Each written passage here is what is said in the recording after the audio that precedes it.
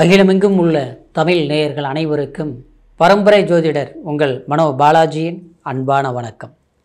கடகராசி அன்பர்களுக்கு சூரிய பகவான், குரு பகவான் இந்த சேர்க்கை ஏற்படக்கூடிய இந்த பொன்னான காலகட்டம் நமக்கு எப்பேற்பட்ட பலன்கள் இந்த இரு மாபெரும் யோகம் பெற்ற கிரகங்கள் இணைவுகளால் உண்டாக போகுது அப்படிங்கிறத பற்றி தாங்க இந்த பதிவில் இப்போ நம்ம பார்க்க போகிறோம். ஃபஸ்ட் டைம் பார்க்குறவங்களா இருந்தீங்கன்னா சப்ஸ்கிரைப் பண்ணி பெல் பட்டன் அழுத்தி ஆதரவு கொடுங்க. கடகராசி அன்பர்கள் அப்படின்னா குரு பகவான் உங்களுடைய ராசியில் உச்சமடைவார், சந்திர பகவான் ஆட்சி அடைவார். அப்படின்னா அதாவது தெளிந்த குணம், அற்புதமான ஒரு நல்ல புத்தி கொண்ட ஒரு ராசியில் பிறந்தவங்க தான் கடகராசி அன்பர்கள். அதே சமயத்தில் நீங்கள் எந்த இடத்துல இருந்தாலும் அந்த இடத்துல மற்றவங்களுக்கு உதவி செய்துட்டு தான் நீங்கள் வாழ்ந்துட்டுருப்பீங்க. ஆனால் யாருக்கு உதவி செய்தீங்களோ, யார் நல்லா இருக்கணும்னு முக்கியத்துவம் கொடுத்து உருவாக்குனீங்களோ, ஆனால் அவங்களால தான் நீங்கள் பாதிக்கப்படுவீங்க. அது உங்களுடைய ராசிக்கு ஏற்படக்கூடிய அது ஒரு சூழ்நிலை அப்படி தான் இருந்துகிட்ருக்கும். அதே சமயத்தில் உங்கள் மாதிரி நல்லவங்க அப்படின்னு எடுத்துட்டோம்னா விரல் நீட்டு எண்ணணும். இந்த 12 ராசிகளில் எல்லாருக்கும் ஒவ்வொரு குணம் இருக்கும். ஆனால் உங்களுடைய எண்ணம் எப்படின்னு தெரியுங்களா? எதிரியாக இருந்தால் கூட அவனை கஷ்டப்படுத்தணும், அவன் காயப்படுத்தணும். நமக்கு துரோகம் பண்ணிட்டான், பெரிய இடைஞ்சலை செய்து விட்டுச்சிட்டா, அப்போது அவனை சும்மா விட்டலாமா? அவனை கஷ்டப்படுத்தணும் அப்படின்னு நினைக்க தெரியாத ராசி கடகராசி. எதிரி கூட நல்லா இருக்கணும் அப்படின்னு நினைப்பேன். அவனுக்கு ஒரு ஆபத்து வந்துருச்சா ஓடி உதவி செய்து, ஆனால் அப்படி உதவி செய்து கடைசியில் நாம் இடைஞ்சல்ல சிக்கிக்கிறது இந்த கடகராசி அன்பர்கள் தான். இப்போ இவ்வளோ ஒரு நல்லவங்களாக இருந்தாலும் இந்த கடந்த காலத்தில் ஒரு 5 வருஷ காலம் உங்களை நினச்சோம்னா கண்டிப்பாக ஆச்சரியப்படுற அளவுக்கு தான் இருக்குது. இவ்வளோ நல்லவங்க, ஒரு அன்பானவங்க, ஆனால் நமக்கு வந்தது போகாமல் பிரச்சனை, கஷ்டம், வேதனை இதுதான் அனுபவிச்சிங்க. சிலரில் பார்த்தோம்னா அப்படி உயிர் போய் உயிர் வந்துருச்சுங்க, தப்பிச்சதே பெரும்பாடாகி போச்சு. இதுதான் சொல்லுவீங்க. என்ன நடந்ததுன்னே தெரியலைங்க, எல்லாம் சரியாகத்தான் போயிட்டு இருந்தது. பார்த்தோம்னா ஒவ்வொன்றும் அடிமேல் அடிங்க, என்னை தவிர யாராக இருந்தாலும் தப்பிக்க முடியாதுங்க, அந்த அளவுக்கு அனுபவிச்சுட்டுங்க அப்படின்னு சொல்லுவாங்க கடகராசிக்காரர்.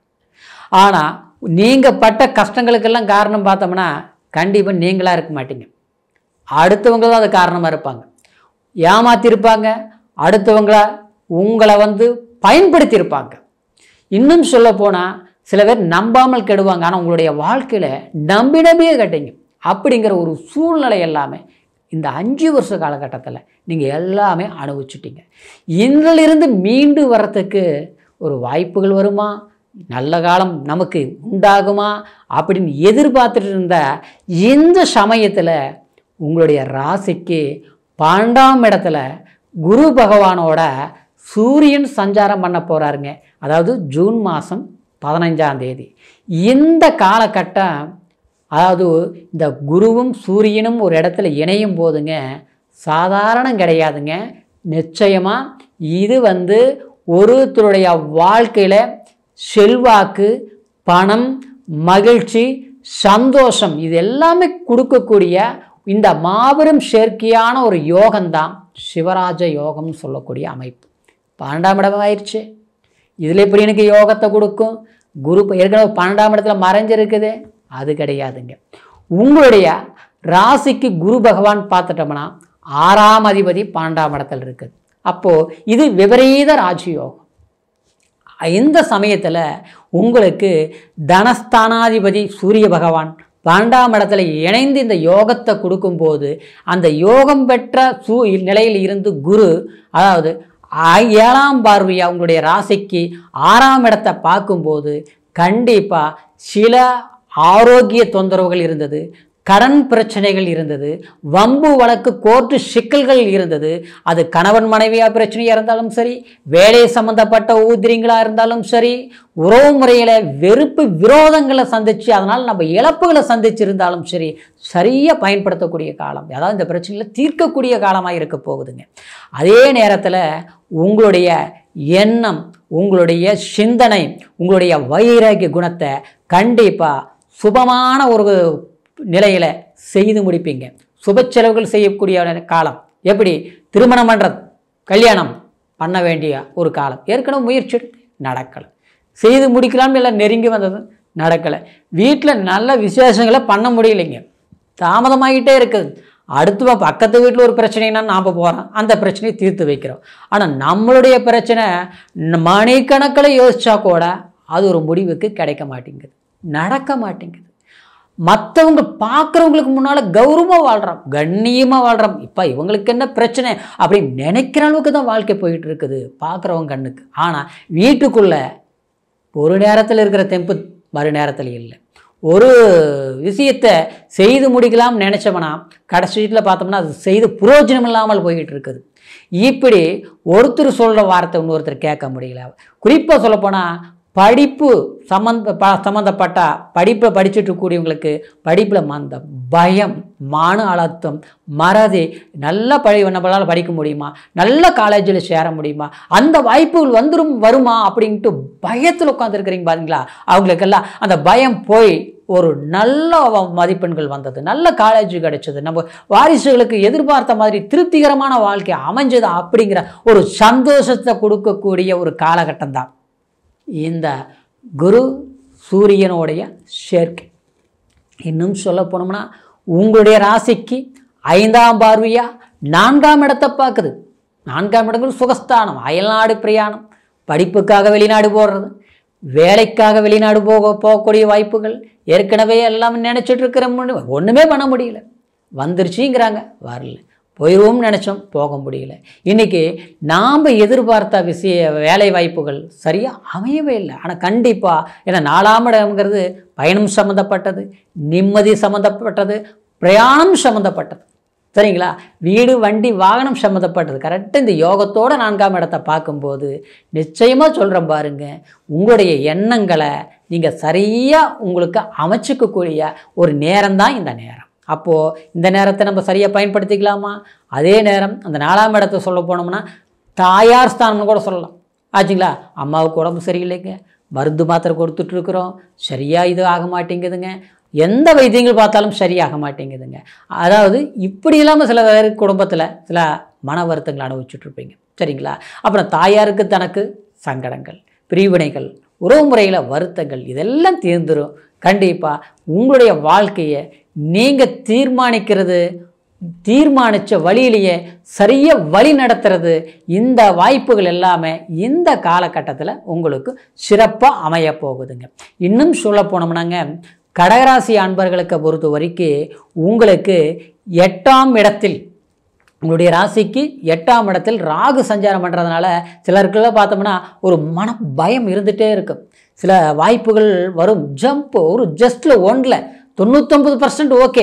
ஒரு இன்டர்வியூக்கு போகிறீங்க, ஒரு எக்ஸாம் எழுதுறீங்க, இல்லை சிலர்கிட்ட வாக்குறுதிகள் கொடுக்குறீங்க, இல்லை நமக்கு கிடைக்கக்கூடிய ஒரு பணம், நாம் கொடுத்த பணம் திரும்பி வர்றது, இல்லை நாம் எதிர்பார்க்கறது, ஒரு அரசாங்க வேலை வாய்ப்பு எதிர்பார்க்கறது, ஒரு அரசாங்க உத்தியோகத்தில் இருக்கக்கூடிய ஒரு டிரான்ஸ்ஃபரை எதிர்பார்க்கறது, இதெல்லாமே எப்படின்னா கிடைச்சிற மாதிரியே இருக்கிறது. கடைசி வீட்டில் பார்த்தோம்னா மறுபடியும் அடுத்த மாதம் சொல்லிட்டாங்க, அடுத்த வாரம்னு சொல்லிட்டாங்க, கடைசி இப்போ வருஷ கணக்காகி போச்சு, நடக்க மாட்டேங்க. இப்படி இல்லாமல் கடகராசி என்பர்கள் வருத்தத்தில் இருந்தீங்க பார்த்தீங்களா. அந்த 8ஆம் இடத்தில் இருக்கக்கூடிய ராகுவை இந்த யோகம் பெற்ற குரு பகவான் யோகத்தோட சூரியனோட சேர்ந்து இந்த 9ஆம் பார்வை 8ஆம் இடத்தை பார்க்கறதுனால கண்டிப்பாக திடீர் அதிர்ஷ்டம், திடீர் எதிர்பார்த்த ஒரு முன்னேற்றம், ஆயுள் சம்மந்தப்பட்ட உபகரணமான தொந்தரவுகள் அதெல்லாமே தீர்ந்து ஒரு சுபமான ஒரு வாழ்க்கையை தீர்மானிக்கக்கூடிய ஒரு காலகட்டமாக கடகராசி அன்பர்களுக்கு இது இருக்க போகுதுங்க. இந்த காலகட்டத்தை நம்மளுடைய விடாமுயற்சினாலும், கடந்த காலத்தில் எல்லாம் தடங்களாக தான் இருந்தது, எதுவுமே செய்து முடிக்க முடியல, அதெல்லாம் முடிஞ்சு போச்சு. இனிமேல் அதையெல்லாம் நினைக்க வேண்டாம். இனிமேல் எடுக்கக்கூடிய விஷயங்கள் சரிய ஜெயத்தை உருவாக்கக்கூடிய ஒரு காலமாக இருக்க போகுதுங்க. நிச்சயமாக முயற்சி எடுங்க, அற்புதமான வளர்ச்சி இருக்க போகுதுங்க. இப்போது கடகராசி அன்பர்களுக்கு நான் சொன்னது உங்களுடைய ராசியை வச்சு கோச்சார பலன் சொன்னதுங்க. இந்த கோச்சாரங்கிறதுங்க நம்ம ராசி சந்திரனை வச்சு தான் சொல்கிறோம். ஆனால் லக்னத்துக்குன்னு ஒரு பவர் உண்டுங்க. சரிங்களா? சிலர் பார்த்தோம்னா எல்லாரும் சொல்கிறாங்க நம்ம ராசிக்கு அப்படி நடக்கும், இப்படி நடக்கும், அந்த மாதிரி இருக்கும், இந்த மாதிரி இருக்கும்னு சொல்கிறாங்க. ஆனால் எதுவுமே நடக்க மாட்டேங்குது அப்படின்னு வருத்தத்தோடு பார்க்குறவங்களும் இருக்கிறாங்க. ஆனால் அதுக்கு என்ன காரணமானாங்க, ஒருத்தருக்கு இந்த ராசியோடைய கோச்சார பலன்கள் மட்டும் முழுமையான தீர்மானிக்க முடியும்னா நம்மளுடைய பிறப்பு ஜனன ஜாதகத்திலேயே அந்த தசாபுத்திகள் நல்லா இருக்கணுங்க. சரிங்களா? சிலருக்கு பார்த்தோம்னா பலவீனமான தசாபுத்தி நடக்கும். அப்போது இதில் நல்லா இருக்குதுன்ட்டு ஒரு புதுசாக தொழில் தொடங்கிறது, ஒரு எதிர்பார்ப்ப சில விஷயங்களை நம்பி ஏமாறுறது, இது எல்லாமே இருக்கும். அதுக்கெல்லாம் காரணம்னா தசாபுத்திகள் எப்படி இருக்கிறதுங்கிறது நம்ம பார்த்துக்கணும். சரிங்களா? உங்களுடைய லக்னம் என்ன, உங்களுக்கு இப்போ என்ன தசை நடக்குது, என்ன புத்தி நடக்குது, எந்த அந்தரம் நடக்குது, எந்த பாதாச்சாரம் நடக்குதுங்கிறத முழுமையாக நம்ம தெரிஞ்சுக்கணுங்க. அது தெரிஞ்சுக்கிட்டு அதனுடைய தாக்கத்துக்கு தகுந்த மாதிரி தான் நம்மளுடைய வாழ்க்கையை பயணிக்கணும். ஆனால் உழைப்புங்கிறது என்றைக்குமே நம்மக்கிட்ட இருந்துட்டு தான் இருக்கும். ஆனால் எந்த வேலையை எப்போ செய்யலாம், எந்த மாதிரி முயற்சிகள் எந்த நேரத்தில் எடுக்கலாம் அப்படின்னு தீர்மானிக்கிறது நம்மளுடைய பிறப்பு ஜனன ஜாதகம் தாங்க. அதனால் உங்களுடைய ஜாதகத்தையும் ஒரு முறை நீங்கள் பார்த்துக்குங்க. எங்கேயும் பார்க்காமல் இருந்தீங்கன்னா, அதாவது பார்க்கணும்னு நினச்சிங்கன்னா நம்மக்கிட்ட கீழே இருக்கிற நம்பருக்கு ஃபோன் பண்ணி உங்கள் டேட் ஆஃப் பர்த், பிளேஸ், அதாவது உங்களுடைய டேட்டா, டைம், பிறந்த நேரம், இதை மூணையும் தெரியப்படுத்தி உங்களுடைய முழுமையான ஜாதக பலன்களை கேட்டு தெரிஞ்சுக்கிட்டு புதிய முயற்சிகள் எடுங்க. இந்த குரு சூரியனுடைய சேர்க்கையிலிருந்து உங்களுடைய வாழ்க்கை ஒரு பொன்னான காலமாக அமையணும் அப்படிங்கிற வாழ்த்துக்களோட அடுத்த பதிவில் சந்திக்கிற வரைக்கும் நன்றி, வணக்கம்.